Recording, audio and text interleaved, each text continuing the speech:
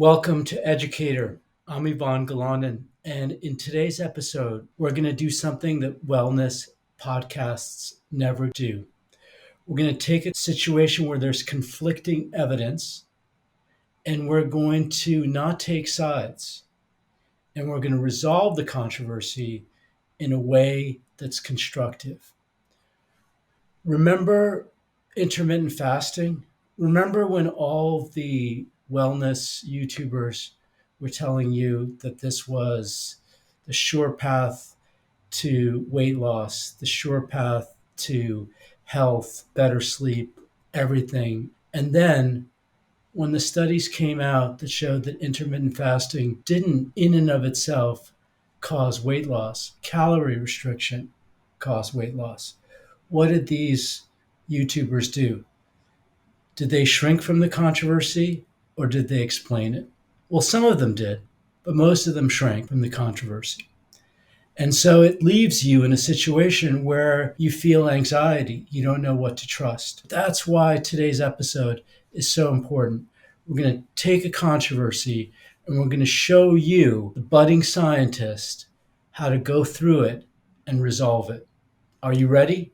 Let's go. In the last episode that we did about diet and skin structure, we saw that there was an inverse relationship between adiposity and skin structure. And we see ramifications of this in the real world. Many inflammatory skin conditions like rosacea and eczema are positively correlated with obesity. Initially, I was going to do an episode on the role that obesity plays in rosacea, dermatitis, eczema, other skin conditions, because no one talks about it. So you can look on YouTube and you won't find any episodes that talk about adiposity and common skin conditions. But then, as I was doing my research for this episode, I found something amazing, something that I couldn't resist, a real life controversy where there's good clinical data supporting seemingly opposite points of view. And this has to do with BMI or obesity and acne. Yes, acne, the most common skin condition of all. I'm going to use a sensationalist voice because I'm going to pretend that I'm a sensationalist podcast. And I'm going to tell you about obesity and acne. It's 2012, and a paper comes out that says Western diet causes obesity and obesity causes acne. Yes, here's the study. So this is the study, or actually it's not a study, it's a mini review. A mini review is, what is a mini review? I don't know. We didn't have the time to do a proper review, so here's a mini review. And the title is also a little weak. It's Acne, Risk Indicator for Increased Body Mass Index and Insulin Resistance. And so that's just a suggestion that when you see someone with acne, they may also have increased body mass index and insulin resistance, right? So why are we making a lot of this paper? Well, we're making a lot of this paper because the paper makes a big deal of itself and says, okay, Western diet, high glycemic load, so GL, and milk cause increased signaling of this pathway, the mammalian target of rapamycin. And then you've got acne, you've got BMI, you've got early period, you've got insulin resistance. All of this is somehow tied together. It's really a big deal, is what the guy is saying. Here's why this study lends itself to sensationalist podcasts. Thus, substantial worldwide evidence appears to support an acne BMI relationship. So these are the studies, and we'll go through them. High BMI is a major factor of the metabolic syndrome, which is associated with insulin resistance and represents the typical feature of metabolic diseases of Western civilization. Indeed, Cordain et al. Have suggested that acne belongs to the family of diseases of Western civilization, like obesity, type 2 diabetes, and cancer. Right? very sensationalist. They make it seem like those studies are a smoking gun. Case closed, no debate, let's go home, settled. Okay, well, then a few years go by and this paper comes out. Yeah, it's a huge study, 600,000 subjects. And guess what it shows? Obesity is protective against acne. So let's look at that study and those results. So this is the study that came out in 2017, and it's a real study. It's a study of 600,000 plus adolescents. These are young men and women serving in the military, starting with 17 and going to 19 for women and 20 for men. They had an objective, a clear primary endpoint to determine the association between BMI and acne in youths. And here's how they did it. They stratified BMI into 8 groups up front. They said, okay, we're going to take all the BMIs and we're going to split them into 8 groups. And we're going to take the low normal BMI of above 18.5 and less than 22, and we're going to consider that the reference group, right? So a clear study. This is not just looking at the data and seeing what you find. And what they found was very straightforward. So this is the odds ratio for acne depending on BMI. So anything above a 1 means your odds of having acne increases. Anything below a 1 means your odds of having acne decreases. And so here's their reference group, right? 18.5 to 22. Very clear, very straightforward. They're adjusting for other variables that could explain potentially this relationship. They're adjusting for year of birth, socioeconomic status, place of origin, place of birth, education, and height. So these are all the factors that they're saying, okay, we're going to hold those things constant and just look at the relationship between BMI and acne. And you see the black is men, the gray is women. You see that relative to the control group, a low BMI, a lower BMI of below 18.5 was actually protective for women. The odds ratio went below 1. Now, with increasing BMI, you start to see a decrease in the odds of acne as you're going up and up in BMI. Your odds ratio goes down here, goes down further, goes down further, further, further, and further. And when you're obese, when you're seriously obese, the protective effect of BMI on acne is about 50%. You're 50% less likely to have acne. Despite these clear-cut results, this is the conclusion that this research group makes. The association between body mass index and acne is unclear. In this nationwide population-based cross-sectional study, overweight, obese, and severely obese participants had 20%, 35%, and 50% decreased odds of acne compared with normal weight participants. Even though they had such strong data, they are smart enough to understand that the association between body mass index and acne is unclear. So what do? We have a bunch of studies that say obesity and BMI causes acne, and we have this one huge study that says, no, it doesn't. It's just the opposite. It's protective. What do? Do you throw up your hands? Do you say, like, look, this is why I don't do science, because science doesn't make any sense. One day they tell you one thing, the next day they tell you something completely opposite. Well, we're not going to throw up our hands. We're going to take this on because we're scientists and we can handle controversy. We can do it. We can figure this out. So let's go. Let's take a look at the studies. Okay, so here are the studies, and we've got 8 studies, and we've got the SNAS, the Israeli study that we've already discussed, and then we have 4 studies from Delandro, Tsai, Halverson, Delpret that were referenced in the Melnick paper, the first paper, and then we have these 3 studies Wolkenstein, Borgia, Sermon that were referenced in the SNAST paper. Now, the simplest thing to do is, okay, this is the biggest study, we'll just focus on that. No, and size is important, but quality, well-designed studies are also really important.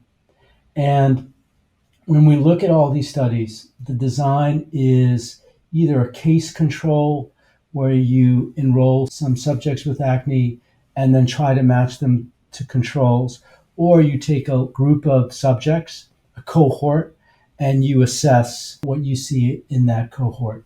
But all of these studies were retrospective. These are not prospective studies going forward. Out of all the studies, the SNAS study was the only one to clearly state a primary endpoint. The others, more or less, just looked at the data and said, oh, look, this looks interesting. So the studies are all across the board.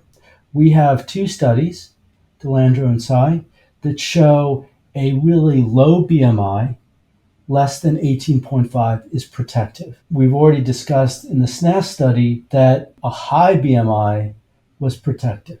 Then we have 3 studies that show no correlation at all, and 2 studies, one that showed a correlation only with females, and one that simply showed that acne subjects had higher BMI than controls.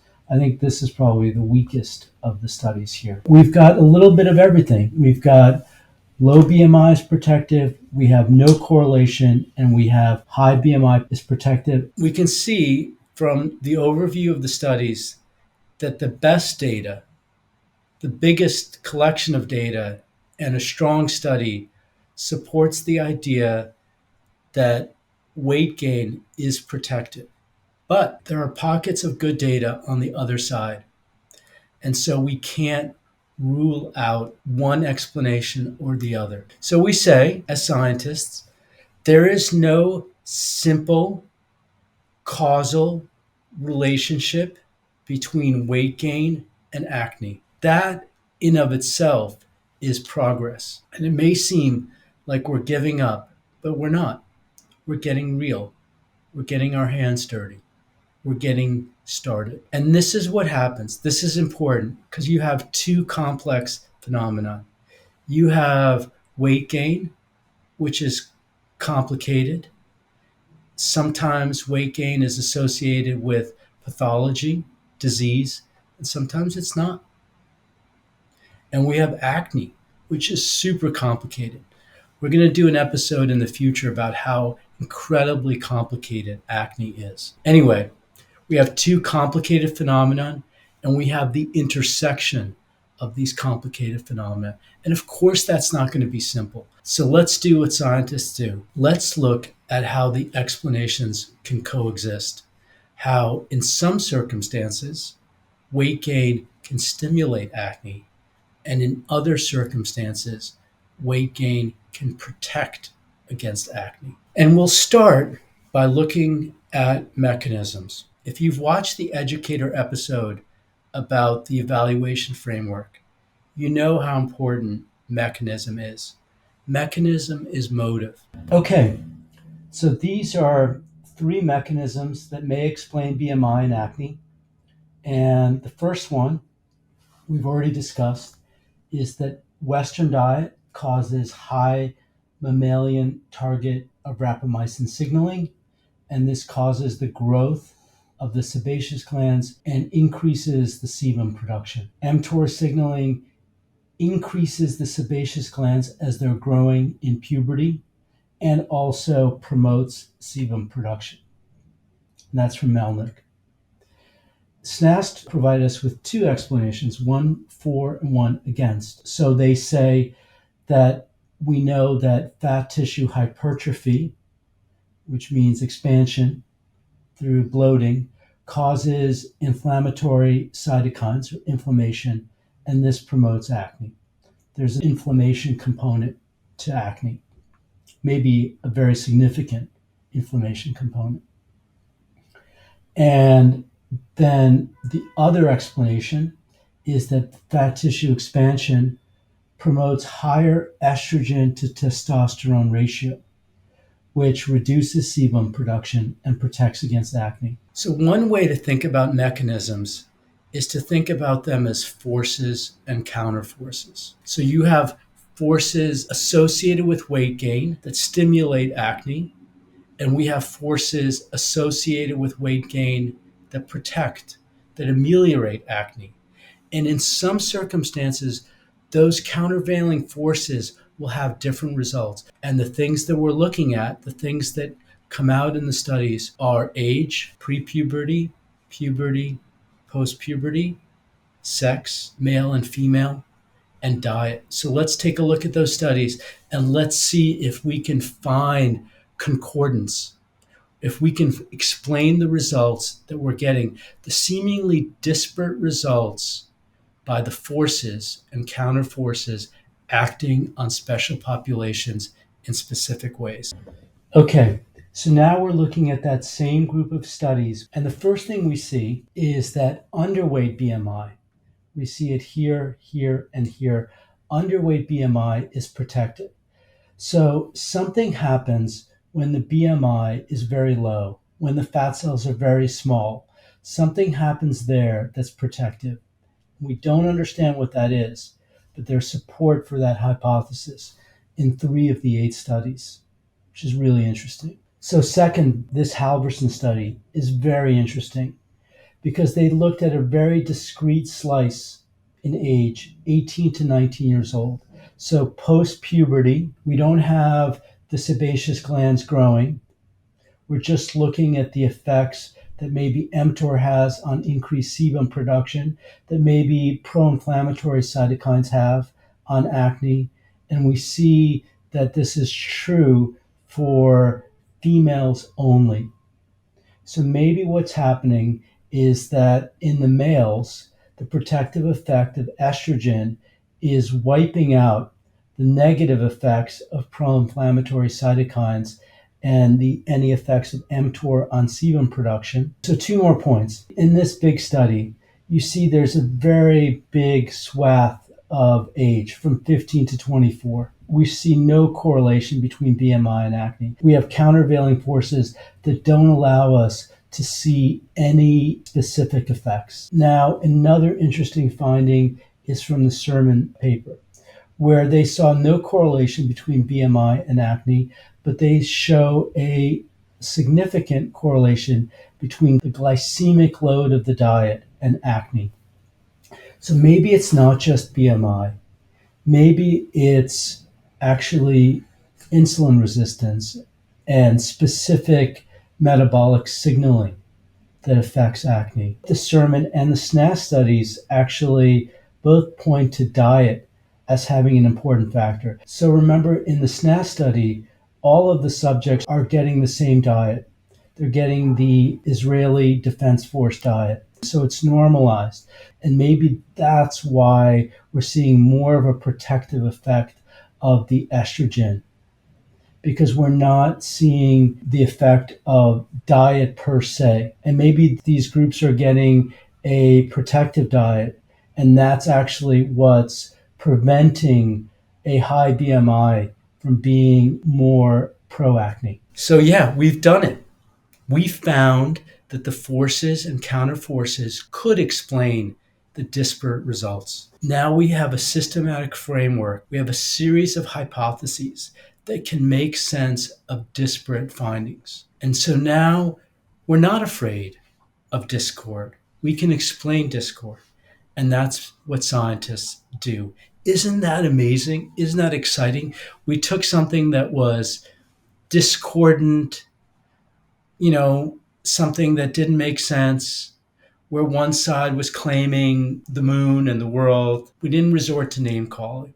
We didn't resort to disqualification. We treated both sides fairly, and we got to this amazing place of understanding. Well, thank you so much. I really appreciate your taking on this complex topic with me and going through all the twists and turns. This is just the beginning. We're just getting started. Thank you for getting on board. Thank you for helping this channel succeed. We're doing it. Thanks to you. Take care. See you soon.